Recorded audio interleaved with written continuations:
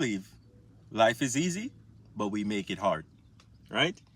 And the way that we make it hard, I'm going to break it into two separate phrases so you could follow along, is the path of least resistance and the path of most resistance, right?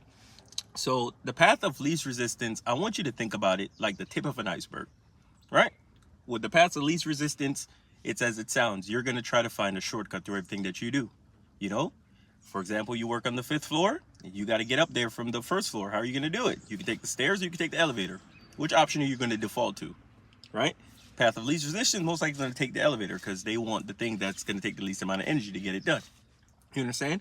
And the reason why that works in something, but not all. Now, listen, obviously, I'm talking to the people that want to achieve something extraordinary. You don't want the typical same route that everyone has us taken. That means you're going to have to do something different. And if we're all wired to take the path of least resistance, what do you think the answer would be? Well, you have to take the path of most resistance, right? And when you think of most resistance, I want you to think of the bottom of the iceberg, the part that you don't see. You understand?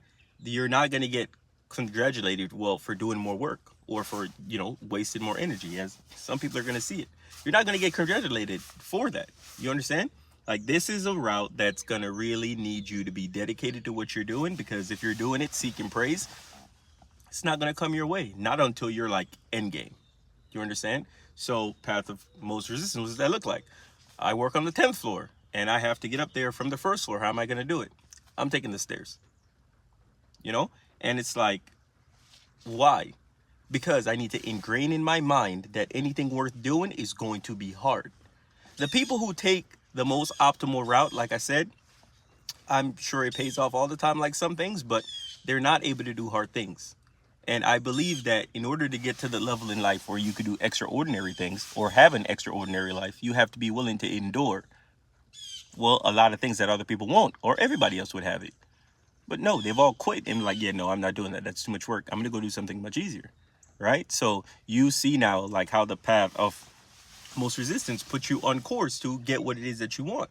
So if you've been going through things thinking about like, how can I find a shortcut to do this? And you see that a lot in today's society. I think one of the biggest things we're struggling is like weight. And for me, it's just like, okay, why don't you just do more?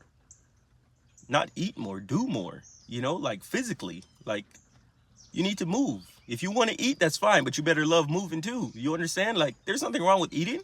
Like, what do you mean? Just move. And if you're not willing to move, stop eating. Like, that's it. So, pick your poison. That's what I mean. Like, we all gotta decide